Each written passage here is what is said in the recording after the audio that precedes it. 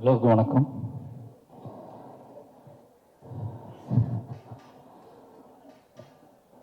ரொம்ப நன்றி. முதல்ல பத்திரிகை நண்பர்களுக்கும் மீடியா அத்தனை நண்பர்களுக்கும் ரொம்ப நன்றி. ஏன்னா எனக்கு ரொம்ப ஆச்சரியமாக இருந்துச்சு. இந்த விழா நடந்ததுலேருந்து தொடங்கினதுலேருந்து எல்லாருமே வேக வேகமாக பேசிட்டு போயிட்டாங்க. அதுக்கு ஒரே ரீசன் என்ன அப்படின்னா, அந்த படத்தை பற்றி தமிழ் சமூகம் தேவையான அளவு அதிகமான அளவே பேசிட்டாங்க அப்படிங்கிற ஒரு நம்பிக்கையில் தான் அவ்வளோ பேருமே வேக வேகமாக பேசிட்டு போயிட்டாங்க. முதல்ல நான் நன்றி சொல்ல வேண்டியது என் சக தமிழ் சினிமா திரையுலகத்துக்கு தான் சொல்லணும். ஏன்னா அந்த வாழை படத்தை நான் படம் எடுத்து முடிச்சுட்டு இந்த படத்தை எப்படி ப்ரொமோட் பண்ண போகிறோம் அப்படின்னு யோசிச்சுட்டு இருக்கும்போது, சரி ஓகே, முதல்ல நம்ம இண்டஸ்ட்ரி காட்டுவோம். நம்ம இண்டஸ்ட்ரி நம்மளை விரும்பக்கூடிய நல்ல படங்களை ஆதரிக்கக்கூடிய இயக்குநர்கள்ட்ட காட்டுவோம், முதல்ல நடிகர்கள்ட்ட காட்டுவோம், நண்பர்கள்ட்ட காட்டுவோம். அதுக்கப்புறம் இந்த படத்தை அவங்க என்ன பார்க்குறாங்கன்னு முடிவு பண்ணிட்டு நம்ம வேலையை ஸ்டார்ட் பண்ணணும்னு நினச்சேன்.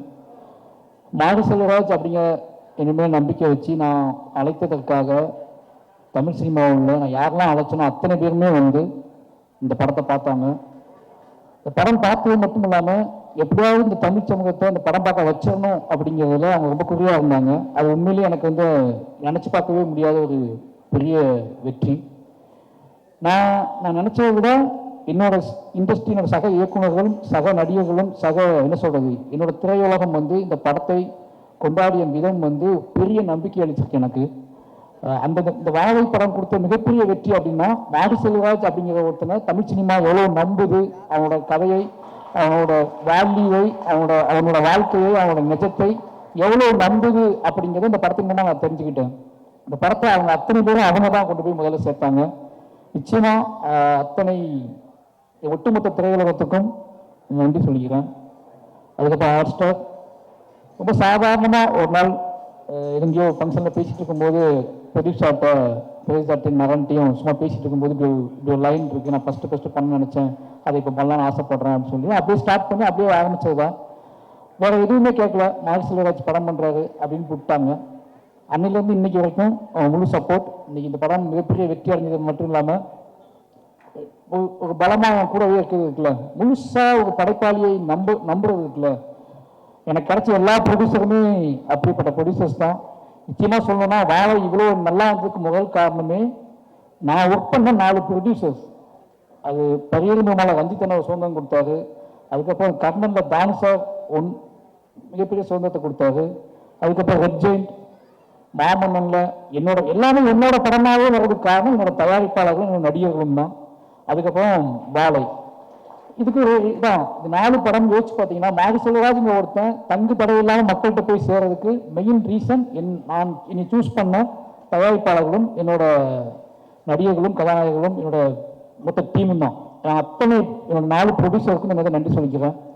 முக்கியமான 4 பேருக்கும் நான் படம் பண்ணிட்டு இருக்கேன் அடுத்து. அதான் ஒரு முக்கியமான விஷயம். ஏன்னா அவன் நம்புறாங்க என்னைய, நிச்சயமா அந்த நம்பிக்கைக்கு உண்மையாக இருப்பேன் நம்புறேன். அதுக்கப்புறம் மாஸ்டர் சொல்லி ஆகணும், மறுபடியும் எல்லா இன்ட்ரியும் சொல்லிட்டே இருக்காங்க, என்ன ஏன் சூஸ் பண்ணான்னு தெரியல, என்ன ஏன் சூஸ் பண்ணான்னு தெரியலன்ட்டு. எப்படி சொல்றது மாஸ்டர், கரெக்டாக உண்மையை சொல்லிடலாம் அப்படின்னா, மாஸ்டர் ஆக்ஷன் ஃபைட் பண்ணுவார். என் படத்தில் நான் பெருசாக வேல்யூ கொடுக்க மாட்டேன் ஃபைட்டுக்கு. அந்த ஃபைட்டுக்குள்ளே சீன் வச்சுருப்பேன். அது அவர் ரொம்ப டிஸ்டர்ப் பண்ணும். அவர் ஏதாவது யோசிச்சா நான் சீனாக மாற்றி கன்வெர்ட் பண்ணிவிடுவேன். எல்லா ஃபைட் சீக்வன்ஸையும் நான் சீனாக மாற்றுவேன். எனக்கு எமோஷனல் ராக முக்கியம்னு சொல்லுவேன். அதை ஒரு மாஸ்டர் புரிஞ்சுக்கிட்டு அதுக்கான ஸ்பேஸை கொடுத்துட்டே இருப்பார். அது இப்படியே போயிட்டே இருந்துச்சு. இப்படிலாம் ஃபைட் மாஸ்டர்ஸ் இருக்காங்கன்னு போயிட்டே இருந்துச்சு. சும்மா அவர் தனியாக இருக்கும்போது என்ன சொல்கிறது, ஜாலியாக இருக்கும்போது குழந்தையா மாறிடுவார். பயங்கர சமாளிக்கவே முடியாது. இவனோட மோசமாகிடுவார், என் பையனோட மோசமாகிடுவார். அப்புறம் தான் அந்த ஆக்டர் உண்மை இருக்கு, மாஸ்டர் கிடையாது, ஃபைட் மாஸ்டர் கிடையாது. ஒரு நாள் ஒன்று சொன்னார், நான் படம் எடுப்பேன், என் படத்தை சண்டையே இருக்காது, இது போதும் எனக்கு. ஒரு மாஸ்டர் நான் படம் எடுப்பேன், அதை சண்டையே இருக்கான்னு சொல்கிறாருல, அப்போ மேலே நம்பலாம் அப்படின்னு முடிவு பண்ணிக்கிட்டேன். நம்பதுக்கப்புறம் தான் நான் வாழை காமிச்சேன். வாழை படம் பார்த்துட்டு ஒரு அடுத்த செகண்டே ஒரு 1 ஹவர் எதுவுமே பேசலை, அப்படியே அமைதியாக இருந்தார். நான் வாங்கிக்கிறேன் அப்படின்னு, நானும் கூட சேர்ந்து பண்ணுறேன் அப்படின்னாரு. சரின்னு சொல்லிட்டு அன்னைக்கு ஸ்டார்ட் பண்ண நம்பிக்கை தான் இன்னைக்கு வரைக்கும். என்ன பண்ணுறீங்கன்னு எதுவுமே கேட்கல, ஆன் தி வே போயிட்டே இருக்க. 2 பேத்துக்கும் அண்டர்ஸ்டாண்டிங் ட்ராவல் ஆகுது. நிச்சயமா ஒரு நல்ல படம் மட்டும்தான் நமக்கு நிறைய நம்பிக்கைகளை நிறைய நண்பர்களை ஏற்படுத்தி கொடுக்குது அப்படிங்கிற ஒரு பெரிய சந்தோஷம். இன்னொரு இந்த வாழை வந்து இது வரைக்கும் நல்ல மாஸ்டரா எனக்கு இருந்த மாஸ்டர் ஒரு நல்ல நண்பனா ஒரு நல்ல அண்ணனா தம்பியான்னு தெரியல, அவருக்கு முடி மறைப்பு தான் நினைச்சிருக்கு.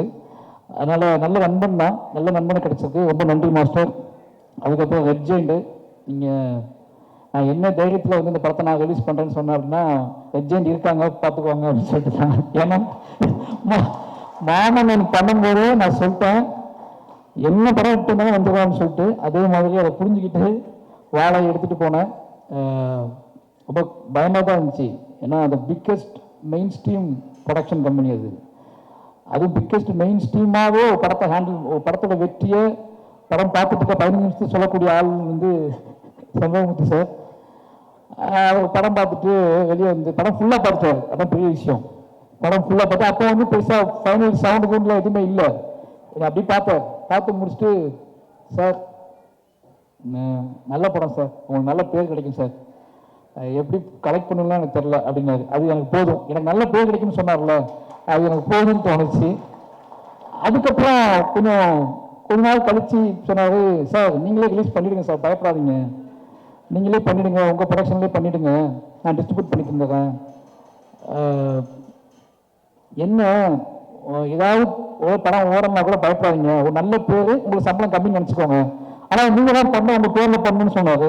ரொம்ப நன்றி சார், நீங்கள் அந்த உங்களுக்கு பேர் கிடைக்கும் நீங்கள் பண்ணுங்கன்னு சொன்னது இருக்குல்ல, ஒரு படம் இப்போ ஒருவேளை மெயின் ஸ்ட்ரீமாக கலெக்ட் பண்ணலாம் அப்படின்னா கொடுங்க, அவங்க அடுத்த படத்தில் பார்த்துக்கலான்னு முடிவு பண்ணி பண்ணுங்கன்னு சொன்னார். ரொம்ப நன்றி சார் அந்த நம்பிக்கைக்கு.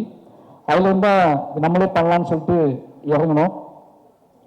இந்த 3 பேரும் தான் முக்கியமான காரணம். இந்த 3 பேருமே முழுமையாக நம்பினாங்க. அதிலிருந்து அன்றைய நாள்லேருந்து இப்போ வரைக்கும் அவங்க தேட்டர் எனக்கு கொடுத்ததும் சரி, ஒவ்வொரு நாளும் எனக்கு ஃபோன் பண்ணி பேசினதும் சரி, இப்போ இந்த ஃபங்க்ஷன் வரைக்குமே என் கூட நிற்கிற ரெட் ஜெயிண்டில் அர்ஜுனுக்கும் மூர்த்தி சாருக்கும் ராஜா மொத்த டீமுக்குமே ரொம்ப நன்றி.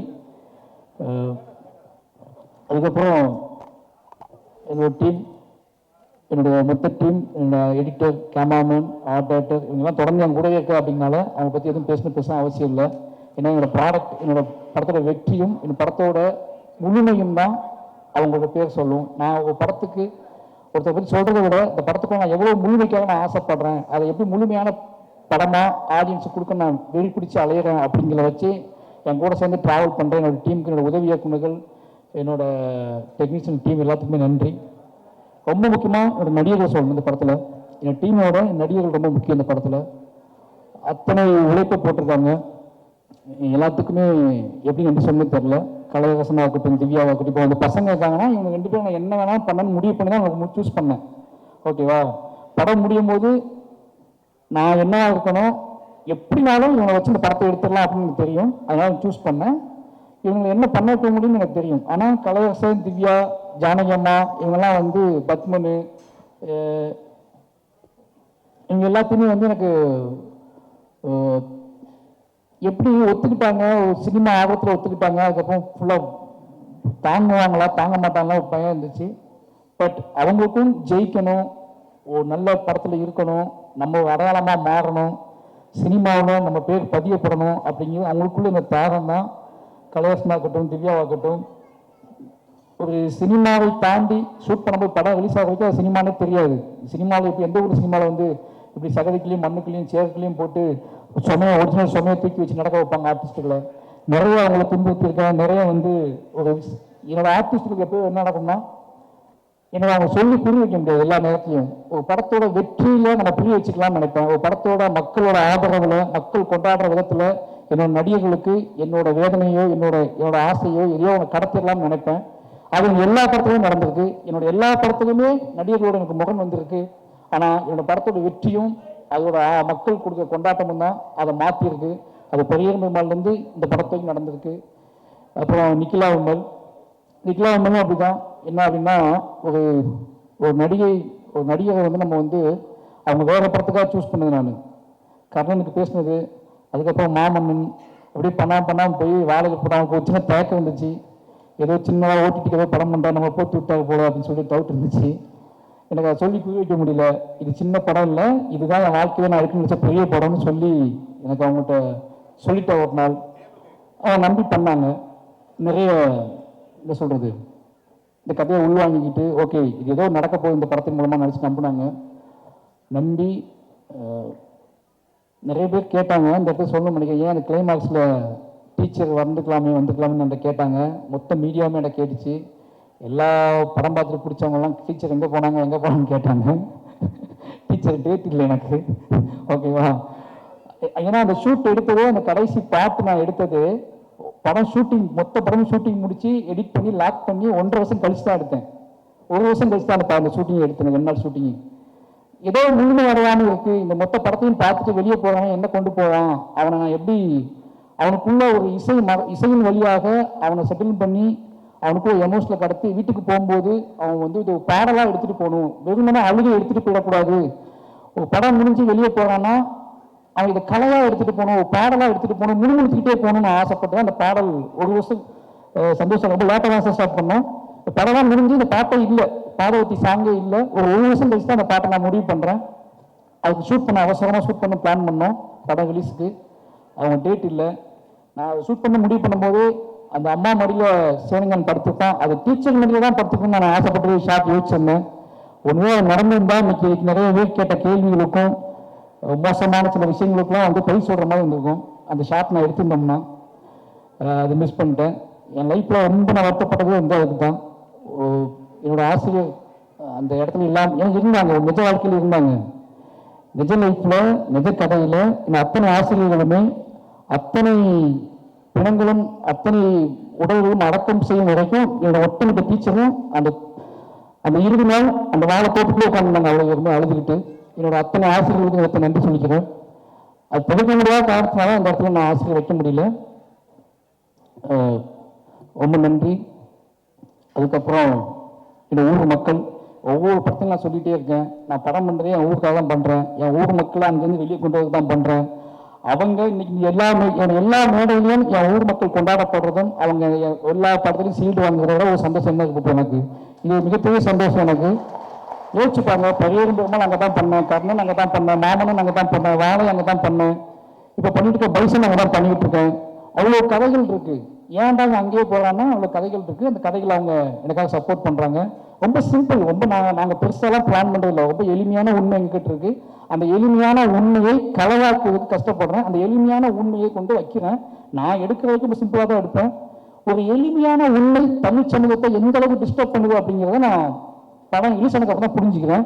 அப்போ இங்கே வலியதை விட எளியவைகளுக்கு மிகப்பெரிய வேல்யூ இருக்கு அப்படிங்கிறத நான் ஒவ்வொரு படத்தையும் தான் புரிஞ்சுக்கிறேன். அப்படி எளிமையான கதைகளை எனக்கு கொடுத்துக்கிட்டே இருக்கக்கூடிய என்னோட ஒட்டுமொத்த மக்களுக்கு, என்னோட கிராம மக்களுக்கு, புளியங்குளம் மக்களுக்கும், பக்கத்தில் உள்ள கொல்காக்குறிச்சி, கருங்குளம் எல்லா மக்களுக்குமே நன்றி சொல்லிக்கிறேன். எல்லா படத்திலும் அவங்க இருப்பாங்க. அவங்க தான் நாங்கள் தான் அவங்க. அதனால் ஒட்டுமொத்த மக்களுக்கு நன்றி சொல்லிக்கிறேன். அதுக்கப்புறம் என்னோட குடும்பம், என் குடும்பத்தை பற்றி மிக முக்கியமாக சொல்லி ஆகணும். அதுக்கு முன்னாடி சந்தோஷ் நாராயணன் சார் ரொம்ப ஸ்பெஷல். எனக்கு இதயம் காமிக்கிற அளவுக்கு ஸ்பெஷல் ஒரு விஷயம். நான் என்ன அப்படின்னா, மாமன்னன் ரகுமான் சார்ட்ட போயிட்டேன். அப்போ வாழை பண்ண அடுத்து வாழை நான் தான் பண்ணுவேன். ரகுமான் சார்ட்ட அனௌன்ஸ் பண்ணதுக்கப்புறம் வாழை நான் தான் பண்ணுவேன்னு அடம்பிடிச்சு. இப்போ ரகுமான் சார்ட்ட போயிட்டேன்னா கோவம் வரும்ல, அந்த கோவம் இல்லாமல் சூப்பர் மாதிரி ரகுமான் சார்ட்ட போய் கற்றுக்கோங்க, ரகுமான் சார்ட்ட நீங்கள் ஒர்க் பண்ண ஒரு படம், அப்படியே ராஜா சார்ட்டையும் ஒரு படம் ஒர்க் பண்ணுன்னு சொன்னாங்க. ரொம்ப நன்றி சார். அதுக்கப்புறம் வாழை ஒர்க் பண்ணால் நான் தான் பண்ணுவேன், அதை மட்டும் நான் யாருக்கும் விட்டு கொடுக்க மாட்டேன் அப்படின்னு இந்த கதை சொல்ல நாள்லேருந்து என் கூடவே ட்ராவல் பண்ணாரு. இந்த படம் நான் எப்பவும் சொல்லுவேன், என்னோட படம் பெருசாக தெரிவதற்கும், என்னோட படம் எமோஷனலாக தெரிவதற்கும், என்னோட படம் ரொம்ப பியூராக தெரிவதற்கும் அது சந்தோஷ் நாரோட மியூசிக் ஒரு முக்கியமான காரணமாக இருக்கும்னு நினைப்பேன். ஏன்னா நான் ரொம்ப இசையின் வழியாகவே வளர்ந்த பையன். எனக்கு சொல்லிக் கொடுக்கறதுக்கு ஆள் இல்லை வீட்டில். எங்கேயோ தூரத்தில் கேட்ட பாடல் வழியாகவே என்னோட கதையை நான் உருவாக்கிக்கிட்டே இருந்தேன். ஏன்னா நாங்கள் டிவி பார்க்க டைம் இருக்காதுல்ல. அப்புறம் காட்டில் பாட்டு கேட்டுகிட்டே இருப்பேன். அந்த பாட்டு வழியாக தான் என்னோட காதலை, என்னோட கஷ்டத்தை, என்னோட அண்ணன் தம்பி பாசத்தை, இதெல்லாமே பாட்டை வச்சு நான் யோசிச்சுட்டே இருப்பேன். அதனால இசை ஆல்ரெடி எனக்குள்ள இசை தான் எனக்குள்ள ஒரு நடனம் ஆட ஆரம்பித்தேன். அப்போ இசை தான் என்னோட பூர்வீகம். இசைக்குள்ள தான் நான் பிறக்க ஆரம்பித்தேன். இசையிலேருந்து தான் இதை நான் கண்டுபிடிக்க ஆரம்பித்தேன். அப்போ ஒரு நல்ல மியூசிக் டைரக்டரோட ஒரு நல்ல வேல்யூ கிடைச்சா பயங்கரமாகும். எனக்குள்ளே இருக்கிற என்னோட விஷுவல்ஸை, என்னோட ஷார்ட்டை நான் எடுப்பதற்கும் நம்பி எடுப்பதற்கு வந்து சந்தோஷமான சார் மியூசிக் முக்கியமான காரணம். ஏன்னா நீங்கள் யோசிக்கிறவங்களேன், நான் எல்லா எல்லா படத்துக்குமே பாட்டு எடுத்துகிட்டு தான் மொத்த படத்தையும் எடுத்துகிட்டு தான் அவர்கிட்ட போவேன். நான் என்னோட ஒட்டுமொத்த படத்தையும் எடுத்து முடிச்சு தான் அவர்கிட்ட போவேன். அவர் நம்பிக்கை தான், அது கரெக்டாக மேட்ச் ஆகி வந்துடும். யோசிப்பாங்களேன், ஒரு வருஷம் கழிச்சு பாதவத்தி பாட்டு பண்ணுறோம் 2 பேரும் சேர்ந்து, அந்த பாட்டை வேணும்னு 2 பேரும் முடிவு பண்ணுறோம். அந்த பாட்டை டக்குன்னு யோசிச்சோடனே இந்த பீட்டில் இந்த எமோஷனலில் இதை வெளியே போகிற ஒருத்தன் சும்மா பேசணும். நாங்கள் அன்றைக்கி பேசினது தான் அது. சார் அழுது படம் விழுந்துட்டா எல்லாம் அழுதுட்டு இருப்பாங்க, என்ன பண்ணலாம் இவங்களை, எப்படி இவங்க வெளியே படம் முடிஞ்சிச்சுன்னு எப்படி சொல்கிறது அப்படின்னு கேட்கும்போது பாட்டு இசை கேட்குறாங்க. இசை முடிஞ்சால் படம் முடிஞ்சிட்டு நம்ம நம்புவாங்க, அப்போ நம்ம இசையை கிரியேட் பண்ணணும்னு சொல்லி தான் பாடல் ரெடி பண்ணோம். நான் நம்பினேன். இந்த பாட்டு ஓடும்போது எந்திரிச்சு போயிட்டா என்ன பண்ணுறதுன்னு ஃபீல் பண்ணேன். எந்திரிக்க மாட்டாங்கன்னு நிறைய பேர் சொன்னாங்க. சரி பார்ப்போம் அப்படின்னு வெயிட் பண்ணேன். மூர்த்தி சார் எந்திக்கல ஃபஸ்ட்டு அப்போது எந்திக்க மாட்டாங்க போல யாருமே அப்படின்னு சொல்லிட்டு முடிவு பண்ணேன். ஃபஸ்ட்டு எந்திக்காத ஆடியன்ஸ் மூர்த்தி சார் தான். அவ்வளோ பக்கத்தில் நான் உட்காந்தா என் கையை வந்து அவர் மேலே வச்சுருந்தேன், அதனால் எந்திக்கான்னு தெரியல. ஆனால் ஃபஸ்ட்டு நாள் நான் படம் பார்க்க போயிருக்கேன் திருநெல்வேலியில். அப்போ தான் அந்த பயம் எனக்கு இருந்துச்சு. பாட்டு ஆரம்பிக்கும் போது எந்திரிச்சு போயிட்டாங்கன்னா எனக்கு அதை ஜீர்ணிக்கவே முடியாது, அது முழுமையாக வெற்றி அடைஞ்சால் கூட அதை கொண்டாட முடியாது அப்படின்னு பயத்திலே இருந்தேன். ஏன்னா என் ஊர் எப்படி யோசிச்சுப்பாங்க, திருநெல்வேலியில் 700 பேர் உட்காந்துருக்காங்க, கத்தி கத்தி கத்தி கத்தி கத்தி உட்காந்துருக்காங்க, அதுக்கப்புறம் அமைதியாக அழுது உட்காந்துருக்காங்க, அவங்களெலாம் கண்ட்ரோல் பண்ண முடியாது. ஆனால் அந்த 700 பேர் அப்படியே உட்காந்துருந்தாங்க. அன்னைக்கு தான் எனக்கு வந்து அப்போ நான் முடிவு பண்ணேன், இந்த மக்களுக்கு எவ்வளோ பிரச்சனை வந்தாலும் சரி, யார் என்ன சொன்னாலும் சரி, இந்த மக்களுக்கு நம்ம ஆப் நம்ம கொடுத்துக்கிட்டே இருக்கணும். என்ன சொன்னாலும் சரி, என்னை பற்றி என்ன பேசினாலும் சரி, என்னை பற்றி என்ன புரிதலை கிரியேட் பண்ணாலும் சரி, என்னை பாராட்டவும் முடியாமல் திட்டவும் முடியாமல் தவிச்சாலும் சரி, நான் என்னோட வேலைங்கிறது என் மக்களுக்கு கலையின் வழியாக யோசிச்சுப்பாங்களேன். என்னோட அம்மா அப்பாவை, என்னோட அண்ணன் தம்பியை, என் ஊர் மக்களோட கண்ணீரை 30 வருஷம் கழிச்சு கலையாக்குவதற்காக நான் வந்திருக்கேன். அதை கலையாக்குவேன் அப்படின்னா அது எதையும் நினைச்சில்ல, எதையாவது என் மக்களுக்கு என்ன சொல்றது, இப்படியே வாழ்ந்து இப்படியே செத்து போறோம், இப்படியே சண்டை போடுறோம், இப்படியே வாழ்ந்துட்டு இருக்கோம்னு இல்லாம நம்ம படுற எல்லாத்தையுமே ஒரு படைப்பாக இத்தனை கோடி மக்களுக்கும் கடத்த முடியும் நம்பிக்கை கொடுக்கறது இருக்குல்ல, அது ரொம்ப எனக்கு அதுவே போதுமானது எனக்கு. அதனால எனக்கு ஒட்டுமொத்த நம்பிக்கையை கொடுக்கறது இந்த மாதிரியான மூமெண்ட்ஸ் தான். ஒரு சாதாரண யாரோ எங்க இருக்க ஒருத்தர் வந்து என்னை கைப்பற்றி பேசுறது இருக்குல்ல, அது அதை விட என்னோட பெருமை. என்கிட்ட வந்து பெருமை இல்லை பெருமை இல்லைன்னு சொல்லுவாங்க, என்னோட பெருமையை காட்டட்டுமா? 2 பேரும் என்னோட பெருமை புரியுதா? ஒருத்தர் ஆரம்பிச்சு அதாவது ஒரு பெருமையை பேசுவா, அவன் என்ன பெருமையே இல்லையா, என்னால இப்படி காட்டிட்டே இருக்க, கூலியை காட்டுற தொழிலாக காட்டுறேன். என் கதை நான் கூலியாக தான் இருந்தேன், தொழிலாக தான் இருந்தேன், சாப்பாட்டுக்கு வழியிலாம தான் இருந்தேன். திருப்பி நீ எந்த போகணும்? 30 வருஷம் பாட்டா முப்பாட்டா ஆனா அவனை பற்றி எடுங்க, நான் ஏன் எடுக்கணும் அவனை பற்றி? எனக்கு அவனுக்கு என்ன பஞ்சாயத்து இருக்கு, என்ன பிரச்சனை இருக்கு? அவனை எடுத்து காட்டுறது என்ன ஆப்ப போய் எனக்கு நான் தான் பெருமை. என்னோட கண்ணீரும் என்னோட கவலையும் நான் ஆப்பாம மாத்தணும்ல, அதான் என்னோட பெருமை.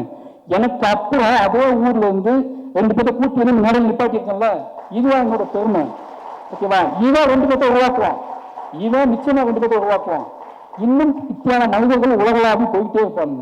இன்னைக்கு வந்து கனடாவில் வந்து அமெரிக்கா வந்து பேசுகிற தமிழர்கள், அந்த பையன் கூட நீங்க எப்பயாவது வெளிநாட்டுக்கு வந்தீங்க அந்த பசங்க விட்டு வந்துடாதீங்க, கூட்டிட்டு வாங்கன்னு சொல்றாங்கல்ல, இதுதான் எங்களோட வெற்றியை நாங்கள் பார்க்குறோம்.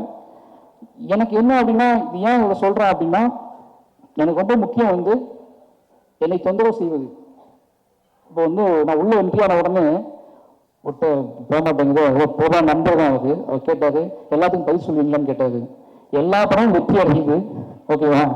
மக்கள் கொண்டாடுறாங்க, முன்னாடி ஒரு 500 பேர் நின்று நிறைய கேள்விகளை உருவாக்குறாங்க. அந்த 500 பேரும் என்னை பின்வாங்க வைக்கலாம்னு நினைக்கிறாங்க.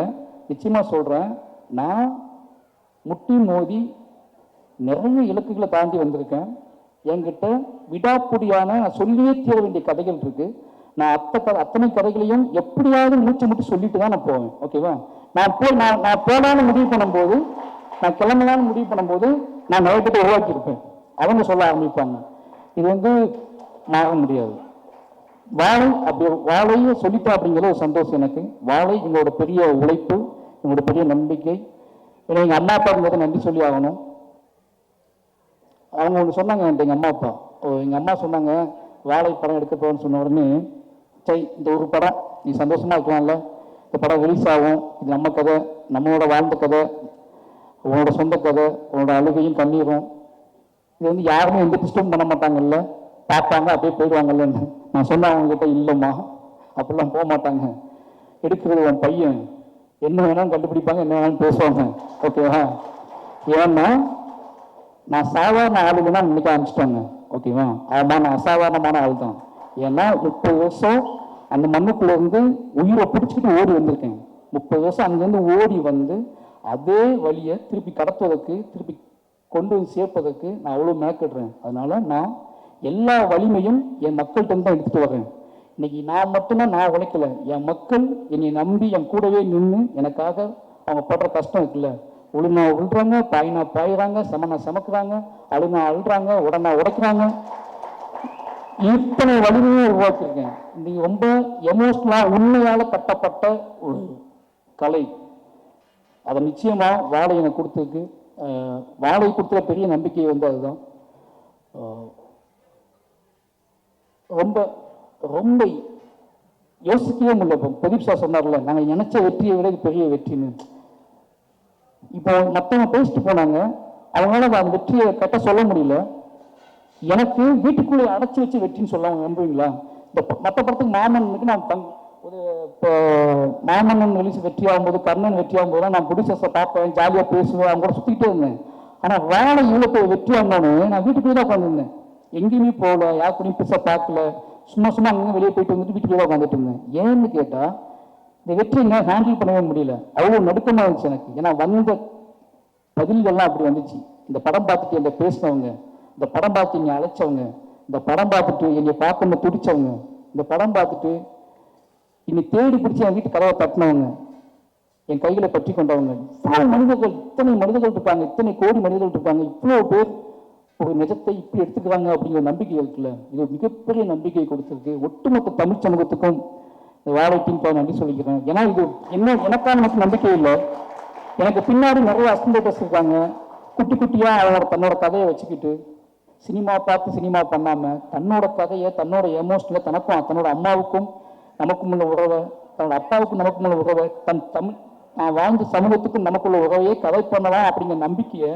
இப்போ சொன்னார்ல திங்கி சந்தோஷ், என்கிட்டையும் ஏன் வாழை கதை கேளுங்க அப்படின்னு டைரக்டர் சொல்கிறாங்க.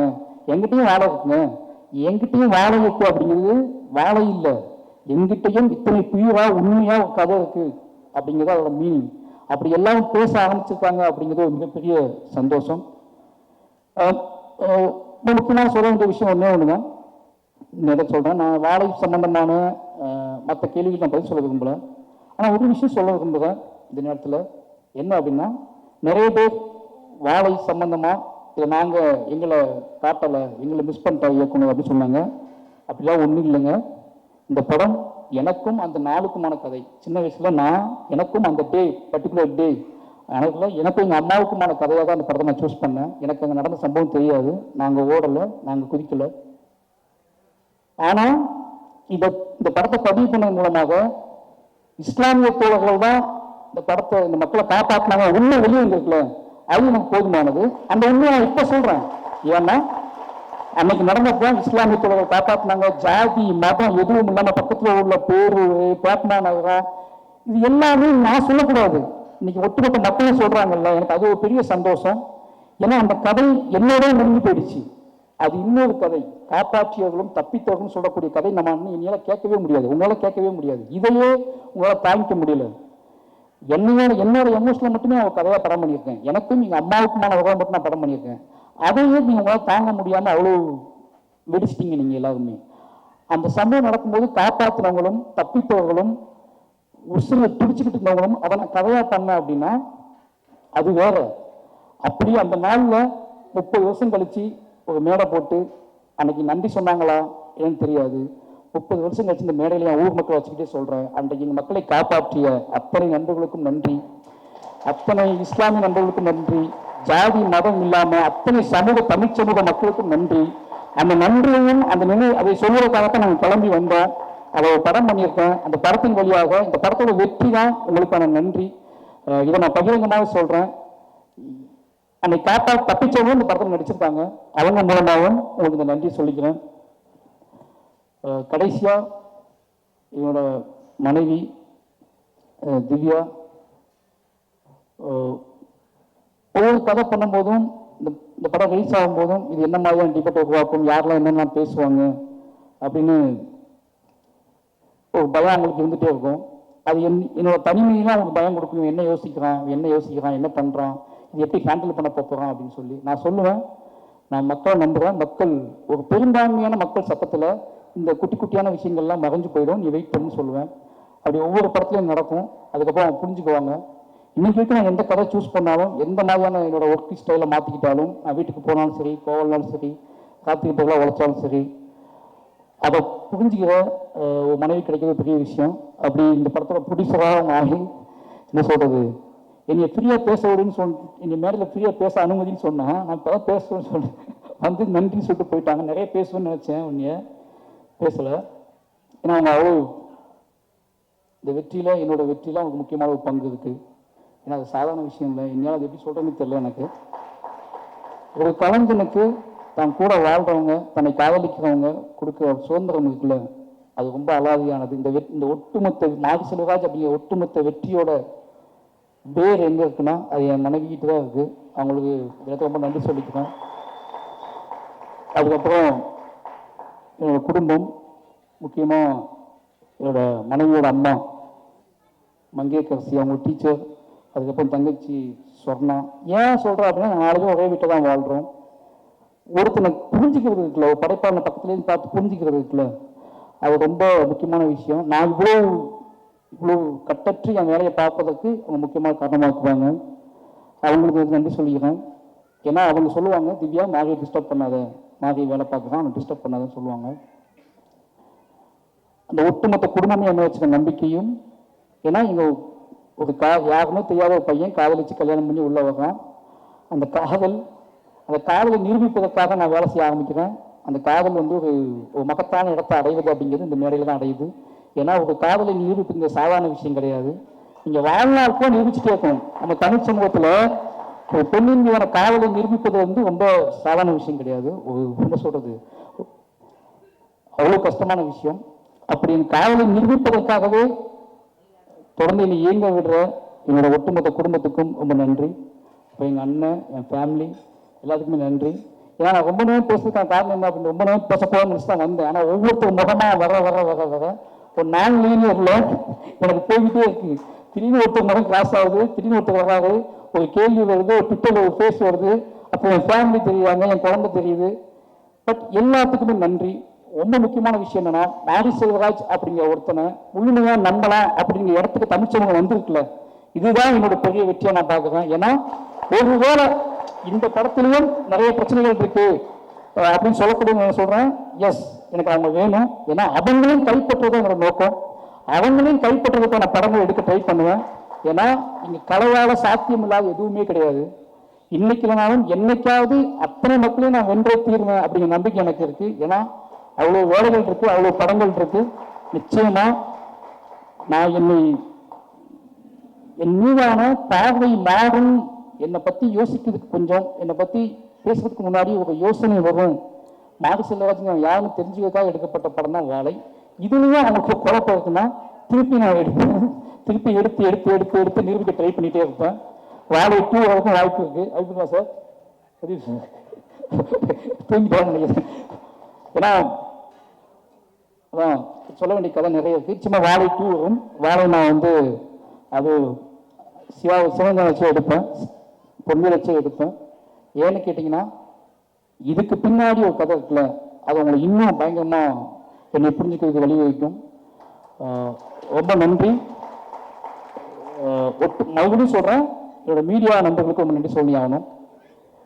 ஏன்னா தொடர்ந்து அவங்க ஏதோ வகையில், எனக்கு தெரியும் இன்னைக்கு மீடியாங்கிறது, பத்திரிகைங்க அப்படிங்கிறது எவ்வளோ பெரிய பயத்தை ஏற்படுத்திருக்கு ஒவ்வொரு நடிகருக்கும், ஒவ்வொரு கலைஞர்களுக்கும். ஒவ்வொரு பேசும்போது, மேடையில் பேசும்போது உங்கள் விஷயம் தெரியுமா, நமக்குலாம் சென்சார் மனதில் ஓடிக்கிட்டே இருக்கு. நம்ம என்ன வார்த்தை யூஸ் பண்ணுறோம், நம்ம தப்பாக எதுவும் பேசக்கூடாது. இப்போ நான் பேசின எந்த வார்த்தையே இத்தனை கேமரா டைட்டில் போட போகிறாங்க அப்படிங்கிற விஷயத்துக்கு மனதில் ஓடுது. ஓகேங்களா, நான் ஒன்று சொல்கிறேன், அதுதான் அந்த பயம் வந்து முக்கியமானது தான். நம்மளை ஒட்டுமொத்த மக்கள்கிட்ட கொண்டு போய் சேர்த்துக்குவாங்க. நீ தப்பாக பேசினாலும் சரி சரியாக பேசினாலும் சரி மக்கள்கிட்ட கொண்டு சேர்த்துருவாங்க அப்படிங்கிற பயம் இருக்குல்ல, அது ரொம்ப முக்கியமானது. இத்தனையும் தாண்டி பரியன் பெருமாள் எப்படி ஃபஸ்ட்டு ப்ரெஸ் ஷோ முடிஞ்சு வெளியே வரும்போது என்னை கட்டி அணைச்சாங்களோ, அதே மாதிரி வாழை முடிஞ்சு வெளியே வரும்போது அவங்க கட்டி அணைச்சு அன்னைக்கு தெரிஞ்சு எனக்கு நாம் மறுபடியும் ஒரு இன்னும் வேகமாக ஓடுவதற்கான ஒரு நாளாவது நாள் அமைஞ்சிருச்சு. மீடியா நம்பருக்கு நன்றி. கடைசியாக என்னை உருவாக்கிய என்னுடைய இயக்குனர் ராம் சார், என்னை ஏன்னா இது அத்தனைக்கும் அவர் ஒரு பொறுப்பு. ஒரு மனுஷனை, ஒரு பையனை அப்படியே அடியிலேருந்து பிடிங்கி எடுத்து வந்து அவனாவே வளர விடுறது இருக்குல்ல, அது ரொம்ப அசாதாரணமானது. எல்லாம் என்கிட்ட கேட்பாங்க, உங்கள் இயக்குனர் வந்து அவர் வேறு ஸ்டைலில் படம் எடுக்கிறாங்க, நீ வேறு ஸ்டைலில் படம் எடுக்கிறீங்கன்னு கேட்பாங்க. அவர் என்னைய வந்து தத்துவங்களை எனக்கு போதிச்சு அந்த தத்துவத்தின் வழி வாழ்க்கையை நீ படம் பண்ணுறா அப்படின்னு சொல்லி கொடுத்ததுக்குள்ள அது ரொம்ப முக்கியமானது. இல்லை என்ன பண்ணிப்புன்னு எனக்கு தெரியாது. இத்தனை படங்கள் காத்திரமா ஆவதுக்கு காரணம் என்னோட இயக்குனர் தான். அதற்கு பிறகு ரஞ்சித் அண்ணன், இவங்க 2 பேரும் என்னோட வாழ்க்கையில் முக்கியமான ஆட்கள். ரீசன் ஒன்லி எனக்கு இவங்க சுதந்திரத்தை பொதிக்கக்கூடிய ஆட்களாக இருக்காங்க. ஏன்னா டே நீ பண்ணுறா இவ்வளோதான் அவங்க சொல்கிற வார்த்தை. இந்த 2 பேத்துக்கும் என்றைக்குமே என்னோட மேடையிலும் என்னோட படைப்புகள்லையும் அத்தனையிலுமே இவருக்கு முக்கியமான பங்கு இருக்கும். கடைசி என்னோட டீம் அசிஸ்டன்ட், அதுக்கப்புறம் யுவபாரதி அண்ணன், விவேக், இவங்க 2 பேருக்கும் ரொம்ப நன்றி. ஏன்னா இந்த பாடல்களை மிக சிறப்பாக எழுதி கொடுத்தாங்க, அவங்களுக்கு தெரியும். என்னை நேசிச்சு அவங்க எழுதுவாங்க, அவங்களுக்கு மிக நன்றி. கடைசி என்னுடைய உதவி இயக்குநர்கள் பற்றி சொல்லணும் அப்படின்னா ரொம்ப முக்கியமான விஷயம். நிறைய பேர் வருவாங்க போவாங்க போயிட்டே இருப்பாங்க. நான் ஒன்றே தான் சொல்லுவேன். ஏன்னா நான் ரொம்ப பிரச்சனை என்ன தெரியுமா, நான் எங்கள் டைரக்டர்கிட்ட ரொம்ப எமோஷனலாக வளர்ந்த ஒரு பையன். இதுக்கப்புறம் அசிஸ்டன்ட் டைரக்டர்ஸ்க்கு அந்த எமோஷனல் வருமானம் எனக்கு தெரியாது. ஆனால் நான் எங்கள் டைரக்டரோட 15 வருஷம் அது தாய்மகன் உறவுலேயே இருந்தது. நிறைய சண்டை போட்டுக்குவோம். ஆனால் எனக்கு அவர் தான் அப்படிங்கிற நம்பிக்கை எனக்கு இருந்துச்சு, அவருக்கு இவன் தான் அப்படிங்கிற நம்பிக்கை அவருக்கு இருந்துச்சு. ஆனால் சண்டை போட்டுகிட்டே இருப்போம், பேசுவோம், பேசாமல் இருப்போம். ஆனால் என்னோட அடையாளம் அவர் தான் அப்படிங்கிற நான் உறுதியாக நம்பினேன். அதுக்கு உண்மை அப்படியே வாழ்ந்த பையன் அப்படிங்கிறனால என்னோட உதவிக்கிட்ட கொஞ்சம் நான் அதிகமாக எதிர்பார்ப்பேன். அந்த உழைப்பை அவங்களும் போடுவாங்க. அப்படி என்னோட தொடர்ந்து எல்லா படத்துலையும் போட்டுட்டு இருக்காங்க. நிச்சயமா அவங்களையும் ஒரு முக்கியமான இடத்துக்கு நான் கூட்டிகிட்டு போவேன் அப்படின்னு நம்புவேன். இந்த நேரத்தில் ஒரு யாராவது விட்டுருந்தா மன்னிச்சுக்கோங்க.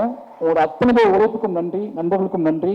எல்லாருமே வாழை ஆரம்பிச்ச நாள்லேருந்து வாழை ஜெயிச்சே ஆகும் நம்பினாங்க, வாழை முக்கியமான படமாக்கும் நம்பினாங்க. அத்தனை நாக செல்வராஜன் மீது அத்தனை நம்பிக்கை வைத்த அத்தனைக்கும் நன்றி. என்னோட நடிகர்களுக்கு மறுபடியும் நன்றி சொல்கிறேன். முக்கியமாக ஜானகி அம்மா நான் சொல்லி ஆகணும். கெட்ட ஞாபகம் இருந்துச்சு எனக்கு, சாகமா என்னன்னா ஒரு முக்கியமான விஷயம். ஜானகி அம்மா அந்த படத்தை நான் நடிக்கல. 10 நாள் 5 நாள் ஷூட் பண்ணிட்டு அம்மா கேட்ட வச்சு வேற ஒரு நடிகர் நடிச்சாங்க. எனக்கு என்ன பண்ணே தெரியல. எங்கள் அம்மா கண்ணுக்கே வரல. என்னடா நடக்குது, சூரிஸ் படம் நடந்ததே கிடையாது. எனக்கு பைத்தியம் பிடிச்ச மாதிரி ஆகிட்டேன். நான் 4 நாள் ஃபுட்டேஜ் எடுத்தாச்சு. ஓன் ப்ரொடக்ஷன் வர்றேன். இல்லை மற்ற ப்ரொடக்ஷன்லாம் ஒழுங்காக வேலை பார்த்தோம். சொந்தமாக படம் எடுக்கிறோம், முட்டாத்தனமாக வேலை பார்த்துட்டோமா, என்ன நடக்குது. ஃபுட்டேஜ் 4 நாள் எடுத்துட்டேன். அப்போ இதுக்கப்புறம் யாரையும் கூப்பிட்டு காய் சமைப்பீங்களா, இது பண்ணுவீங்களா, அது பண்ணுவீங்களான்னு கேட்டு ஒரு நடிகரை கூப்பிட்டு கொண்டு வர முடியாது. கண்மூடித்தனமாக நம்பி ஜானகி அம்மாவை கூப்பிட்றா அப்படி கூப்பிட்ட நடிகை தான். ஏன்னா எனக்கு பெரிய நாள் கர்மெல்லாம் எனக்கு தெரியும். ஜானகி அம்மாவை கூப்பிட்றா பார்த்துக்கலாம்டா அப்படின்னு சொல்லி அவங்களும் வந்தாங்க. ஸ்பாட்டில் தான் வர்றாங்க. ஸ்பாட் 4 நாள் எடுத்தாச்சு. அவங்கள்ட்ட சொல்கிறேன், அம்மா இது மற்ற படத்தில் கொஞ்சம் கஷ்டமாக இருக்கும், நீங்கள் ஓகேவா? Okay sir. ஏன்னா அவங்களுக்கு என்னை பிடிக்கும். எனக்கு நிறைய முத்தம் கொடுத்த ஒரு நடிகை, என்னை நிறைய கையை பிடிச்சிட்டு அழுத ஒரு நடிகை. இவங்க மாதிரியான அன்பில் தான் நான் பயங்கர ஸ்ட்ராங்காக மாறுவேன். அதனால அவங்க நம்பினாங்க. நம்பி அதுலேருந்து ஸ்டார்ட் பண்ணோம். நிச்சயமாக சொல்ல ரொம்ப கஷ்டப்படுத்திருக்கேன். ஏன்னா வாழைப்பாறை சமைக்கணும், தண்ணிக்குள்ள சகதிக்குள்ள, இதெல்லாம் தாண்டி அவங்க தோணிருக்கும்ல, சும்மா காய் சமைக்குவோம் சண்டை போடுறோம், நிறைய தாக் சமைக்குவோம், நமக்கு இந்த படத்தில் அப்படி ஏதாவது கிடைக்குமா அப்படின்னு யோசிக்கும்போது இந்த கிளைமாக்ஸ் போர்ஷன் அவங்ககிட்ட சொன்னேன், அம்மா இதுதான் நீங்கள் தான் இந்த படம், இனிமேல் இந்த படத்தை உங்கள் கையில் கொடுக்குறேன் அப்படின்னு சொல்லி. நிச்சயமா அவங்க என்ன சொல்கிறது, எங்கள் அம்மா அழம்போன ஓடிட்டேன்ல நிஜ வாழ்க்கையில். இப்போ நான் எப்படி அழுவாங்கன்னு பார்க்கணும், உட்காந்து ஷாப்பில் கேமரா வச்சு பார்த்துட்டு இருக்கேன். அப்போ நான் எவ்வளோ சொல்ல முடியுமோ சொல்லிட்டேன். என்னென்னமோ சினிமா ஒரு டைரக்டராக ஒரு ஆர்டிஸ்ட்டுக்கு என்ன கடத்த முடியுமோ நான் கடத்திட்டேன். பட் என்ன ஆனாலும் அவங்களுக்குள்ள அவங்க வெடிச்சாதான் நடக்கும். ஒரு இயக்குனரால் என்ன பண்ண முடியும், ஒரு இயக்குனரால் இப்படி பண்ண முடியும், அப்படி பண்ண முடியும், உளுந்து புரண்டு என்ன பண்ணாலும் ஒரு வெடி அவங்களுக்கு ஒரு வெடிக்கலைன்னா அது நடக்காது.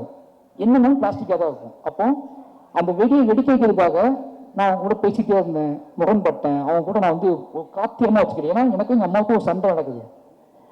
எனக்கும் எங்கள் அம்மாவுக்குமான முரண். எங்கள் அம்மாவை தவறாகவே புரிந்து கொண்ட ஒரு நாள். எங்கள் அம்மாவை இவங்க இத்தனை ஒரு தாய் கிடையாது உலகத்துல, இவங்களுக்கு பிள்ளை பிறந்துட்டோமே நினைச்ச ஒரு நாள் அது. அதனால அந்த காத்திரமான சிந்தனையை வச்சுக்கிட்டு தான் இவங்க ஹேண்டில் பண்ண அன்னைக்கு ஃபுல்லாவே.